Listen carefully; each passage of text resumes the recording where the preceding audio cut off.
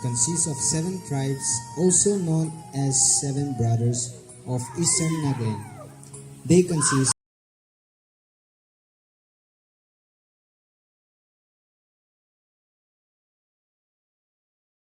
of seven tribes, also known as Seven Brothers of Eastern Nagaland.